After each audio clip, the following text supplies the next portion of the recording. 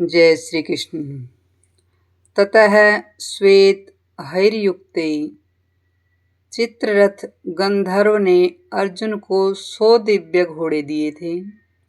इन घोड़ों में यह विशेषता थी कि इनमें से युद्ध में कितने ही घोड़े क्यों न मारे जाएं, पर ये संख्या में 100 के 100 ही बने रहते थे, कम नहीं होते थे।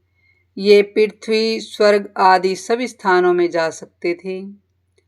इन्हीं 100 घोड़ों से सुंदर और सुरक्षित 4 सफेद घोड़े अर्जुन के रथ में जुते हुए थे।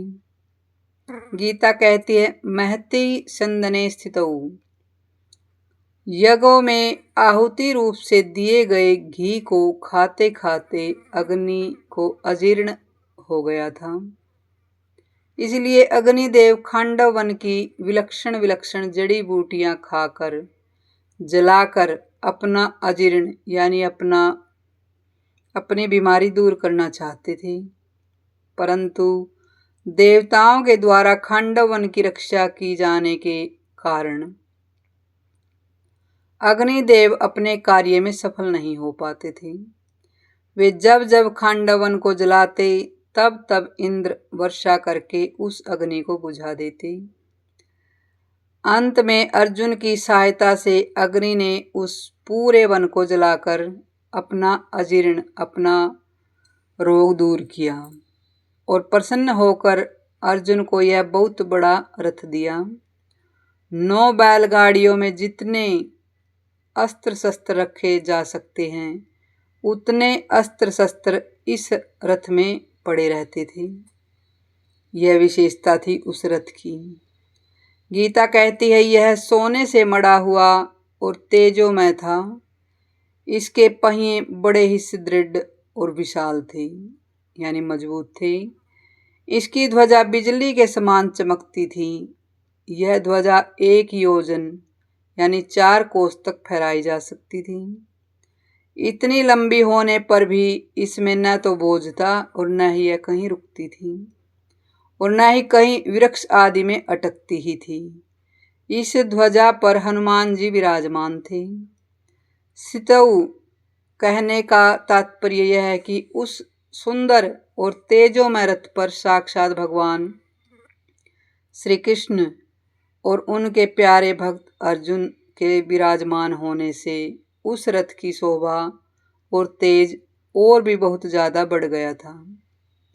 माधव है पांडवश्चैव, माँ नाम लक्ष्मी का है और धव नाम पति का है।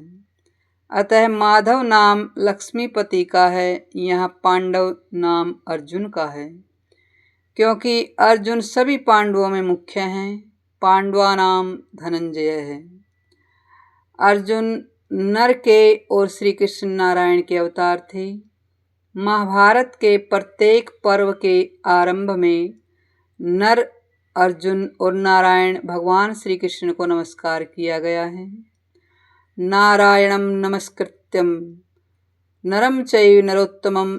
इस दृष्टि से पांडव सेना में भगवान श्री कृष्ण और अर्जुन ये दोनों मुख्य थे।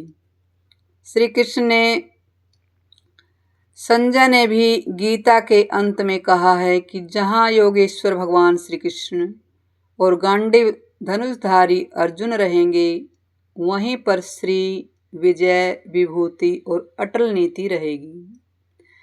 गीता कहती है, दिव्यौ शंखों पदत्मतुः। भगवान श्री कृष्ण और अर्जुन के हाथों में जो शंख थे वे तेजोमय और अलौकिक थे। उन शंखों को उन्होंने बड़े जोर से बजाया।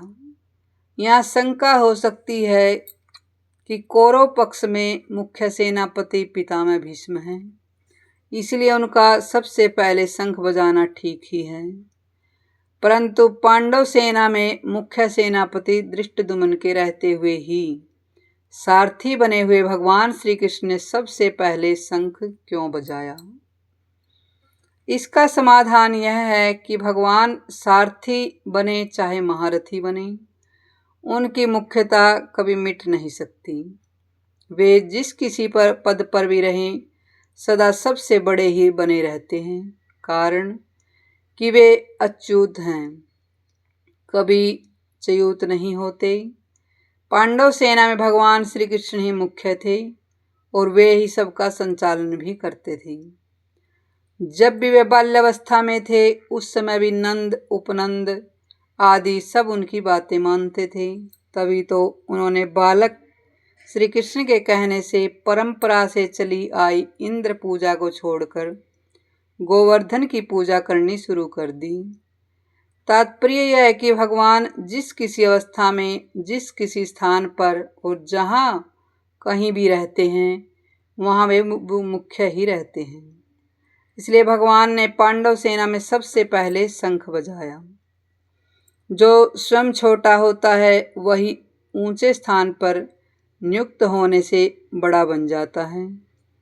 अतः जो ऊंचे स्थान के कारण अपने को बड़ा मानता है वह स्वयं वास्तव में छोटा ही होता है, परंतु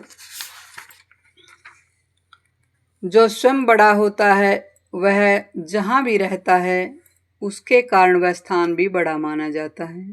जैसे भगवान यहाँ सारथी बने तो उनके कारण वह सारथी का स्थान पद भी ऊंचा हो गया।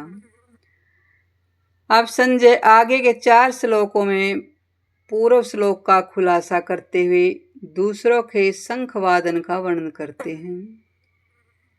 इसी भाव के साथ जय श्री कृष्ण, जय श्री राधे। धन्यवाद।